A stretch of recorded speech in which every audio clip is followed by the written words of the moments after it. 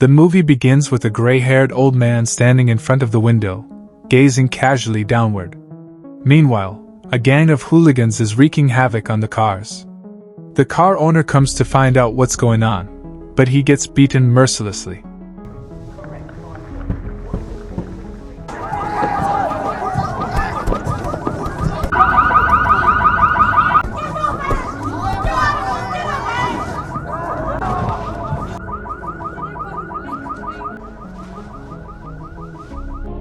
Eventually, the owner collapses in blood and stops breathing. The hooligans also block the pedestrian crossing for quite some time.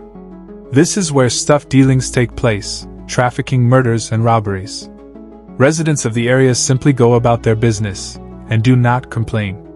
When he witnesses these terrible incidents, the elderly man has no choice but to stand by and watch.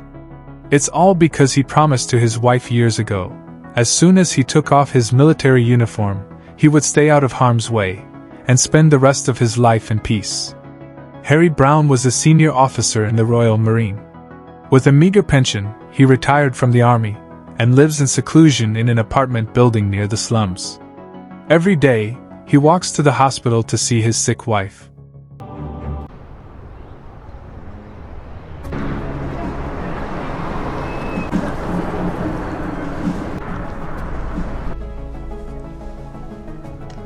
Although his wife is semi-vegetative, Harry continues to visit her every day. Later, he goes to a nearby tavern to drink, talk, and play chess with Leonard, a longtime friend. That evening, Harry receives a phone call from the hospital. He is told that his wife is in critical condition. In the pouring rain, Harry gets up and heads for the hospital. He has to cross the pedestrian path, but he is afraid of running into one of those hooligans. Consequently, he chooses to take another path. Upon arriving at the hospital, he fails to see his wife for the last time and sobs in repentance. The next day, he cries when he buries his wife. Now he can only hang out with his friend Leonard. The two men still play chess at the pub daily. You've never really talked about Stuff had to be locked away. Sorry, I shouldn't have said anything. It's all right. Leonard advises him to avoid Sid, the bar owner, because he deals stuff, firearms, and women. However, the two don't know whether this is true or not. After that, they go to the toilet together. Leonard expresses his fear, because the hooligans shoved garbage into his mail bag and slapped him. He has had enough, and he takes out a cutlass from his coat pocket. Harry notices this and tries to stop his friend, and says that he would accompany him to the police station. However, Leonard states that he has contacted the police already, and they act only if someone gets killed. He turns and walks out of the pub. Late at night, someone sets fire to a pile of plastic waste in front of Leonard's home. He is awakened by smoke quickly filling the room. He struggles to his feet and extinguishes the flames. He hurries to the door, breathing heavily.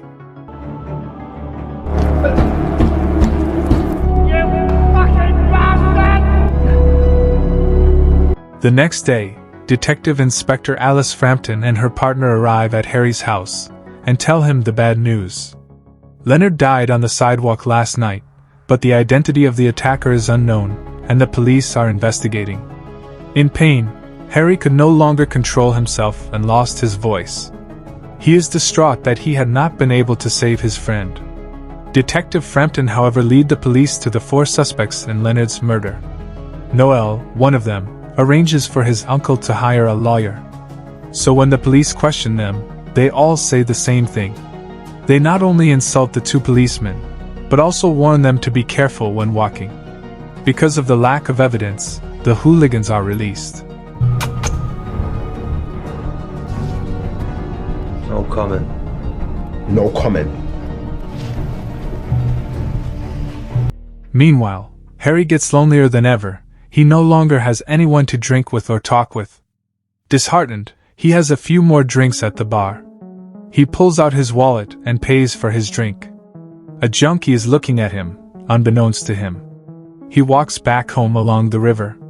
When he suddenly reaches under the bridge, a man emerges from the shadows, brandishing a knife, and demanding that he hand over his money. Give me your fucking money back! Shocked, Harry grabs the robber's other hand and points the knife backward at his chest. The robber collapses quickly and dies. Harry makes sure that no one saw him, and walks away.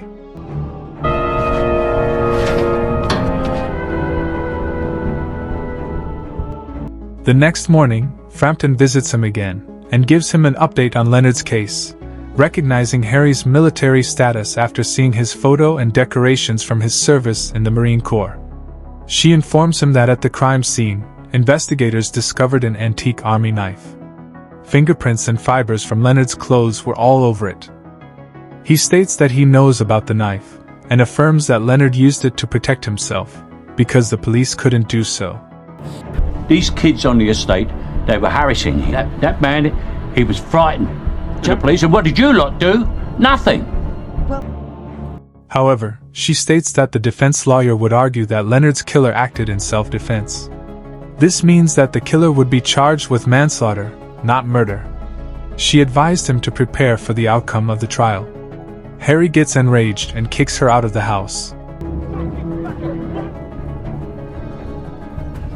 After that, he pulls out his treasure, and takes a trinket and a military knife given to him by his wife. He begins to devise his plan of revenge, and follows a drug addict to their house, late at night. He says he is thinking of buying a gun to shoot the pigeons that have been squawking on his roof. They take him into the courtyard. The yard is overgrown with weed.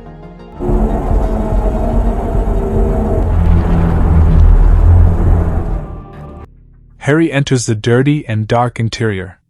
On the couch sits a woman, who had been injected with something. Also, he spots a video of her assault on the television.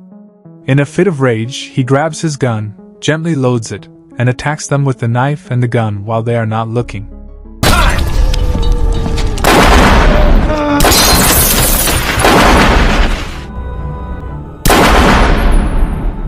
After that, he carries the woman to a parked jeep. He finds a barrel of gasoline, and sets fire to the entire building.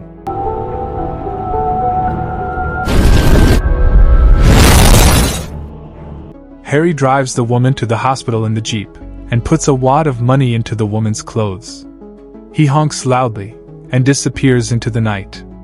Later, the woman gets treatment, and the paramedics discover a lot of money in her clothes. Frampton and her coworker come to the hospital.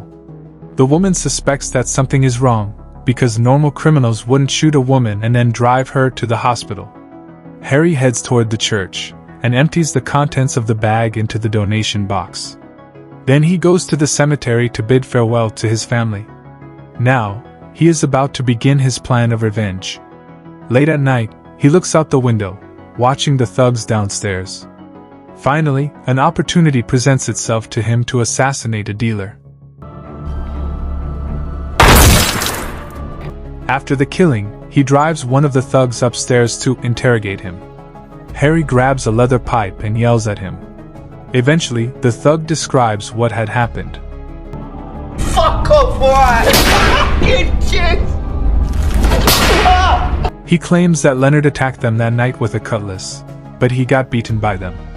A guy named Noel murdered Leonard with his own army knife. After that, the thug hands over the video he had recorded. They stabbed Leonard with the knife and pissed on him. Harry is furious at the way Leonard died. He chains the thug, and takes him to the sidewalk like a dog. Elsewhere, Noel and another thug get involved in a horrible situation. During a shootout, the chained thug gets killed by his two terrified friends. Shortly after, Harry murders another thug.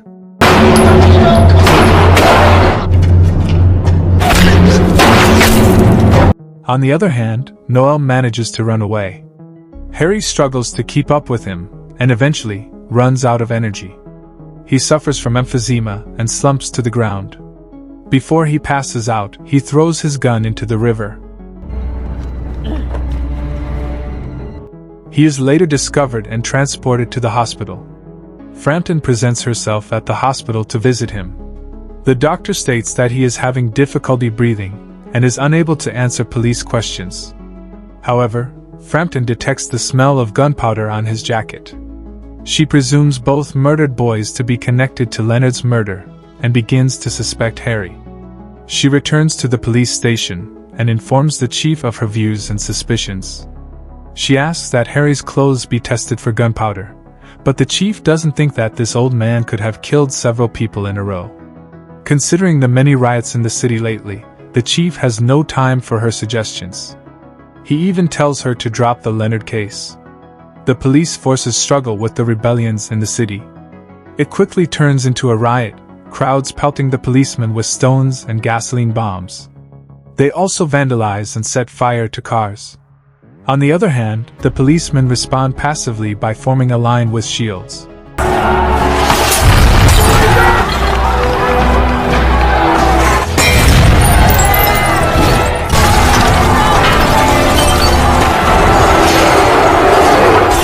Meanwhile, Harry wakes up gently in the hospital room. He stands up and takes off the tubes. Despite the doctor's instructions, he leaves the hospital quickly, because Leonard's revenge has not yet been accomplished. Frampton, on the other hand, discovers that Harry had left the hospital without permission. She is certain that he would go after Noel, so she and her partner, Highcock, rush to the riot area. The riots escalate, and Frampton and her partner are attacked as they enter the neighborhood. Then there is a serious vehicle collision. Highcock gets hit in the head and sustains serious injuries. Both detectives are trapped inside the vehicle. Fortunately, Harry arrives just in time. He helps the detectives and then heads to Sid's bar. When Sid sees them, he says he will call the ambulance and walks away. Inside the bar, Frampton notices the gun on Harry's belt, and her suspicions are confirmed. At this point, Harry realizes she knows the truth, and states that these bastards have turned killing people into a sport, so he must teach them a lesson. However, she tells him that if he is going to kill Noel, Sid will kill him, because Sid is Noel's uncle. Harry is taken by surprise. It seems that Leonard was right when he said that Sid had done nothing but harm in his life. Later, Harry goes to see Sid with a gun, and he is taken aback when he finds Noel hiding there. Sid knows what happened to Leonard, and tells Harry that Noel didn't kill him. However, Harry gives the phone with the video to him, and claims the hooligans killed Leonard and filmed the whole event on Noel's phone.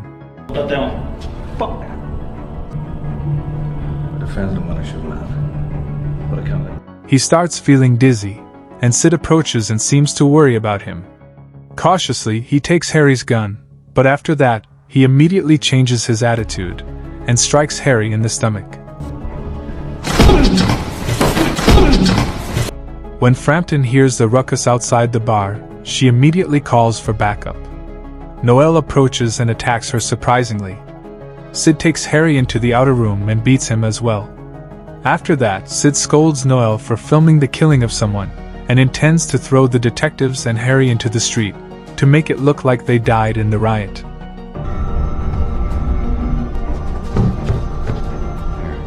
Dump them on the street.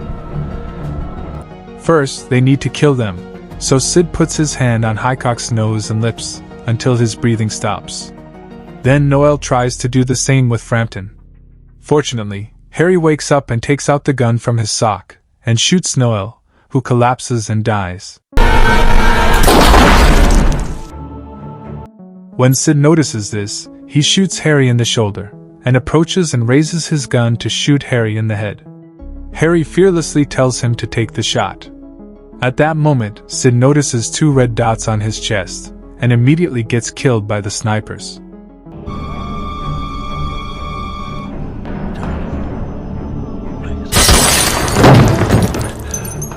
We discover that the police completely annihilated the drug cartel and evil forces in the city. During the press conference, a reporter states that it has been reported that the former naval commander is responsible for many murders in the volatile area as a vigilante. However, the police chief denies the rumor, and announces that Frampton and Highcock are to be awarded medals. Harry strolls on a beautiful lawn. The walkway, previously covered with graffiti, is repainted. Harry regards it, and quietly proceeds to the sidewalk and underpass, which is now finally quiet and safe. The end. Thank you for watching. Subscribe if you'd like to see more videos like this. Turn on the notifications, and leave a like to help the channel out.